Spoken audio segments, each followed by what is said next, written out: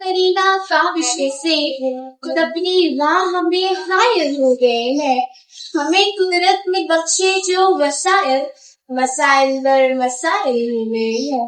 सदर वकार जज साहिबा, अस्सलाम वालेकुम वरहमतुल्लाहि वबरकातुहू। मुझे जिस मौजूद के तहत नशशाई का मौका मिला है, तो दौरे हाजिर इस जरूरत का मसले समुद्री मामूलियाती निजाम पर माइक्रोप्लास्टिक के असर। जज साहिबा, मेरी इतना मालूमात इस नतीजे पर दबाव करती है कि पूरे अर्ज पर तकरीबन 75% समंदर का फैलाव है और इस आफाकी निजाम पर इंसान की दखल अंदाजी और तवाज़ुन का बिगाड़ और उसके सत्ते पाक इंसानों पर नुमायां नजर आ रही है। मैं क्या कहती, दौरे हाजिर का इंसान अपना वजूद अगर प्लास्टिक से ही नहीं दे सकता। इसमें कोई दो राय नहीं कि प्लास्टिक के इजादात और इस्तेमालात ने वजूद आदम को काफी आसानियां नसीब की है, लेकिन ये खताकार उम्मत आदम ने अपने कारस्तानियों से माहौल को आलूदा करने में कोई कसर न रखी। कहीं ताजा हवाओं को मुतासर किया, कहीं नदियों नालों और समंदरों को अपनी आलूदगी से परेशान किया। जनाब आला, साइंसी तथ्यकारों और नाहिदीन ने हमें अवगत कराया है कि प्लास्टिक के महीन जरात समंदर में सिरायत करते हैं, जो समुद्री नबातात और हैवानात पर एटम बम से कहीं ज्यादा असरात जाहिर कर रहे हैं। प्लास्टिक के महीन जरात को जो मछलियां निकल लेती हैं, वो उनकी मौत का सबब बन जाता है और उन्हीं मछलियों को बतौर ग़िज़ा खाने पर इंसान करीब 4 लाख पैसे का सौदा करना पड़ता है। ये प्लास्टिक समुद्र में कैसे दाखिल है? बेकार बोतलों, पॉलिथीन बैग, फैक्ट्री और घरेलू प्लास्टिक काटने की शक्ल में ये समुद्र को आलूदा कर रही है। मैं आपको ये भी बताना चाहिए कि 5 मिलीमीटर लगे जर्रात सुराख पानी और हवा के जरिए समुद्री जानवरों के सरायत कर सकते हैं। कहते हैं मैं हूँ माँ हो फिर डालू न कमंडे इंसान की खबर लोलम तो रहा। अक़वाम मुत्तहिदा ने इस मामले से निपटने के लिए हर इख्तिलाफी इक़दामात भी पजीराई मुतहरिक फैसलों को जिला दी है। जब दुनिया प्लास्टिक से परेशानी का रोना रो रही थी, तब भारत के शुमारी इलाके के एक स्कूल ने बच्चों को फीस के बदले प्लास्टिक के बेकार होते हैं जमा खरीदे। तब इलाके के लोगों ने हौसला शक्ति न करते थे, बल्कि उस मुहिम में बढ़ चढ़कर साथ दिया। आज में क्या देखिए, स्कूल की दीवारें और छत प्लास्टिक की बेकार बोतलों से बनी हुई है।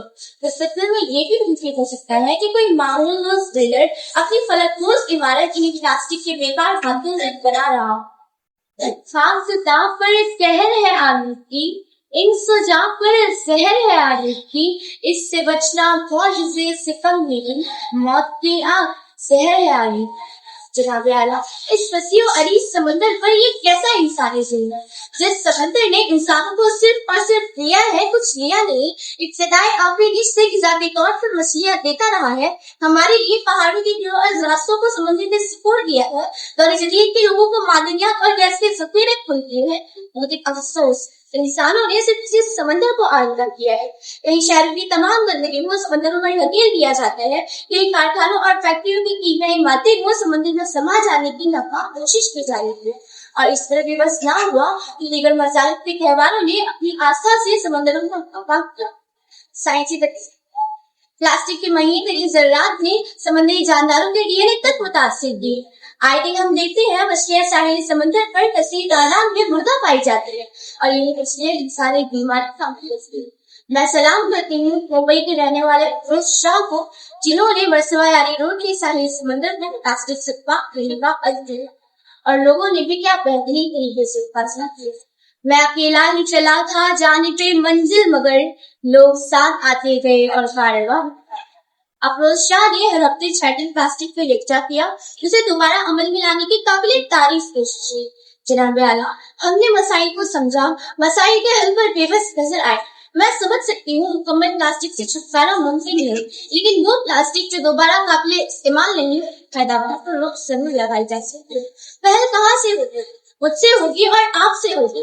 अगर हर शख्स समम इरादा कर ले प्लास्टिक का कम से कम इस्तेमाल, तो वो दिन दूर नहीं हम प्लास्टिक की हौलातों से बच सके।